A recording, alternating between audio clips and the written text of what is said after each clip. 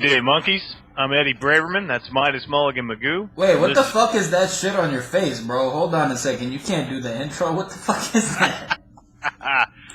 Oh, well, you see... You may continue. I make it a point to shave once a week because any more frequently than that, and I might just cut my throat. So today, or this week rather, I decided to shave the morning after St. Patrick's Day, and I had to shake something fierce. So I went and fucked my beard up, so I had to shave it all off and start over. But fear not, monkeys, it'll be back next week. Anyway, I'm Eddie Braverman, that's Midas Mulligan Magoo, and this is episode 19 of Not Safe for Work on WallStreetOasis.com. This week we're discussing the notion that sex is dirty and gets in the way of networking opportunities, the wild ride in the Japanese yen this week, and the future of peer-to-peer lending. So let's get it on. I gotta tell you, I cracked up laughing when I first read the New York Observer article that Jorge referenced in his Sex is Dirty post this week. For those who haven't read it, it's about 20 career types who say that they're no longer having sex because they're too busy tweeting, and that sex screws up networking opportunities anyway. I can almost see a grain of truth to this. When I think about how the internet has changed every single part of our lives, there's no reason our sexual habits wouldn't change with everything else. The level of self-absorption that sites like Facebook and Twitter now make possible has brought out the narcissist in all of us to a certain degree. But to forego sex altogether because it's easier to go home and rub one out to Asian porn, it's just... Maybe it's my generation that's fucked up. We ran around like madmen, and pretty much any woman we met was a potential target. Maybe this younger generation has more on the ball than we did. I'm just glad I never had to choose between getting laid or updating my Twitter feed. Midas? So about a decade ago, Chris Rock made a music video that used to get a lot of play called There's No Sex in the Champagne Room, and he basically outlined about you not being able to get any ass out of a stripper, no matter what she promised you in the main area of the club. Today's remix would probably be named, and quite righteously, Can't Have My Dick Without Retweet, bitch. Because American men have become the de facto equivalent of a frozen, latent homosexual sperm sample with the pulse. I mean, who gives a fuck about your status updates? Soon you'll die, and as your lids sink closer together, the only goddamn thing you'll be asking yourself is, why did I not have a son to leave all this to? It's the same question that's troubled men for about the last, 50,000 years or so, but apparently we've figured something out in the last 50 years that makes us very superior, which I still haven't understood yet. At that point, you'll actually realize that the feminist Nazi, I'm gonna say a word now. You wanna cut me off, Eddie? You wanna cut me off, Eddie? You wanna cut me off? Fucking cunt rags that raised you and led you astray. That you're the ultimate cuckold subscriber to the global population control theorem that starts with your bitch ass not getting laid. Thank God I have real live Asian sex slaves on tap and know how to dropkick their asses into place properly, so my $29.99 a month for yet another jerk-off session is not further wasted in bastardizing the human race. That's why I make posts about the few monkeys that actually get laid, because it's a rare enough fucking occurrence and should be celebrated like a goddamn holiday that it is, and propagated a lot harder than Facebook or fucking Twitter. Social media and the thank you economy, my ass. Alright, well I see happy hour started early at somebody's house today. Let's get serious for a minute. We saw some wild moves in the Japanese yen this week. And when I say wild, I mean moves I have never seen in the 15 years I've traded currencies. I was just dicking around on Wednesday night, drinking rum, scrolling through the various markets I keep up with, when the yen took off like a raped ape. Screamed up over 300 basis points against the dollar in 10 minutes.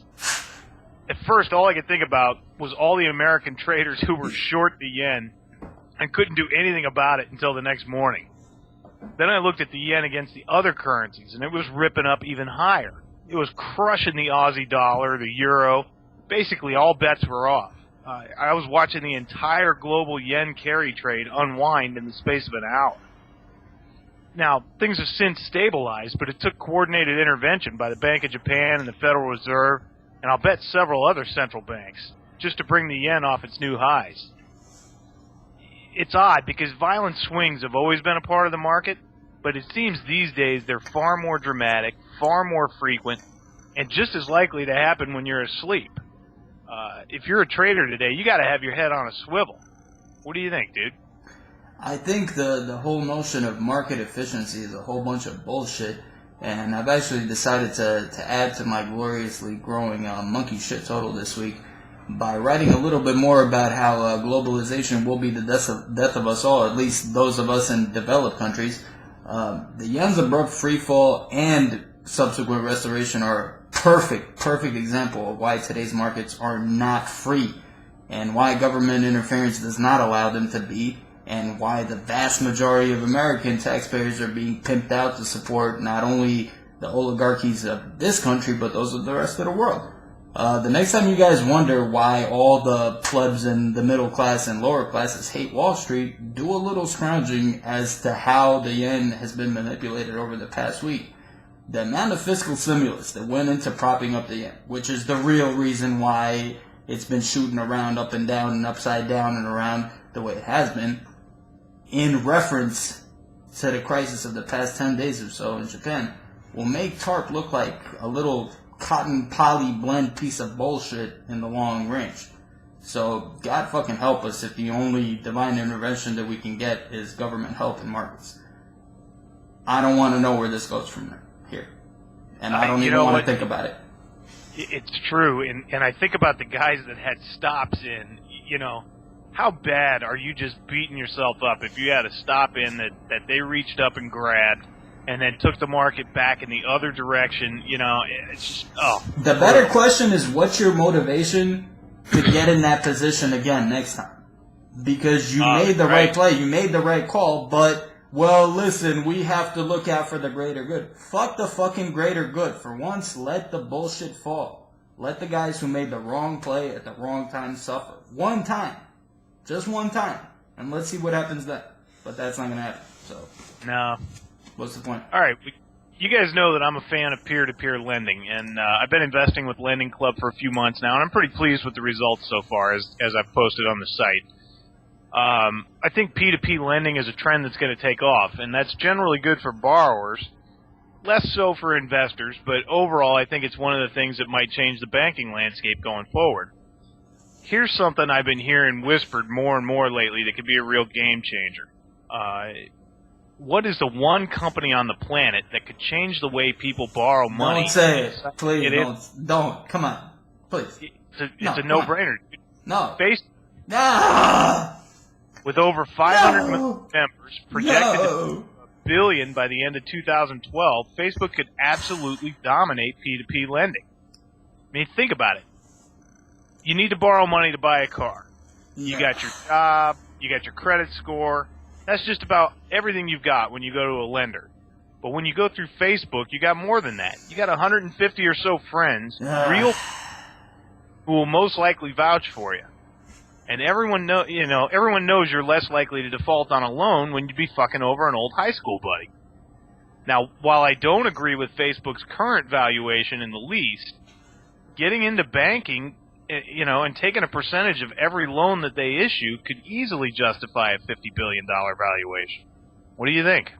Dude, seriously, 147 of my 150 Facebook friends are just underage girls that I'm trying to get at and circumvent the statutory rape laws. Old high school buddies are the way upstanding citizens wind up doing a double statutory rape/homicide bid.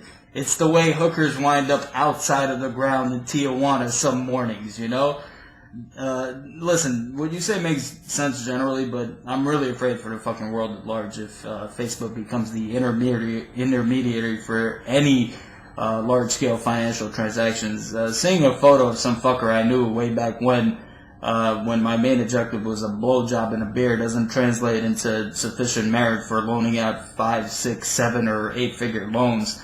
Then again, if B&B is the end of you, you might be making the right move. Like I said, it makes sense in terms of the general broad strokes, but I really don't like the idea of big business like that being done on the merits of a smile and a login number, because you really can't get much just because you're showing somebody your bank account statements. It's way too nascent, it's way too raw, it's still way too wild west, and we're way too comfortable with it way too soon, in my opinion. So, moving right along into our reading session, I'm going to recommend something to you guys that anybody who's willing to sit through it and read it and actually write a synopsis of it has 100 silver bananas from me off the top. The book's called The Bourgeois Virtues by Deirdre McCluskey. It is absolutely the ultimate oxymoron for a liberal and the ultimate bitch slap for a conservative who thinks he is but really is not. Difficult pain in the ass read that talks about the underlying assumptions and values of the economic principles of today's world. You really need to read this book, because a lot of you guys who think you're very liberal, and a lot of you guys who think you're very conservative, and a lot of you guys who think you're very pro-free market are absolutely not. You're just literal monkeys dancing in the scope of somebody else's frame. So think about it. You're going to have a real twisted and re-straightened view of what both capitalism and socialism are after you read this book, if you can sit through it. We are tittering on the brink of something different and something possibly very good and something very bad in this world. This is a book that could help a few of you guys figure it out. So check it out and let me know what you think. Eddie? All right, cool. I don't actually have a book recommendation this week, guys. I've got a TV show recommendation. It's a Discovery Channel series called Surviving the Cut. Some of you guys might be familiar with it already. It's all about the training that goes into joining the special forces of each different branch of the service, and it is intense. Good stuff. If you've ever wondered if you could survive Army Ranger or Marine Sniper training, check it out.